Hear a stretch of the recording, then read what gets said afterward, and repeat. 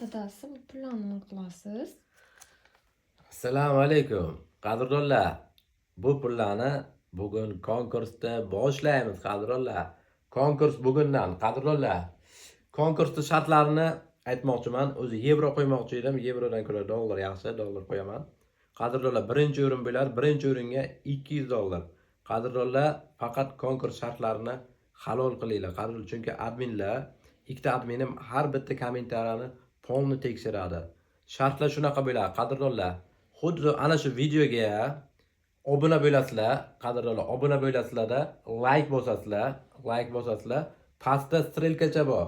Strelkachalarni shunday bosasizlarda bitta to'rtburchak sariq ichida repost degan nima bor. Repostni bosib 5 ta odamga shu videoni tarqatasizlar. Keyin kommentariyaga kirasizlar, bajardim deb yozasizlar.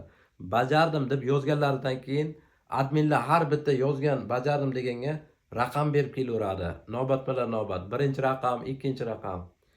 Faqat bitta odamga, qadrdonlar, 2 marta bajardim yozsanglar, sizlarni blokka tiqib qo'yadi.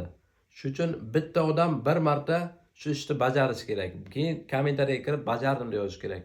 Xudo xohlasa 15 kundan keyin g'olibimizni ko'zlaringiz oldida nima qilib, hammalaringizni efirda nima qilib aniqlaymiz. Keyin yutgan insonning pulini qayerdan bo'lmasin, qaysi davlatdan bo'lmasin, albatta bank orqali yoki kartasiga tashlab beraman.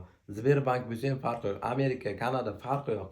Xohlagan davlatiga yutug'ini tashlab beraman. Qadrdonlar, birinchi o'ringa $200 qo'yapti. Bu birinchi konkursimiz. Shartlarni halol bajaring.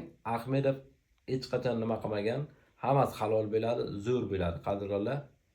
Unda qadrdonlar, boshladik. Assalomu alaykum, rahmatullohi va barakatuh. Ketdik, qadrdonlar.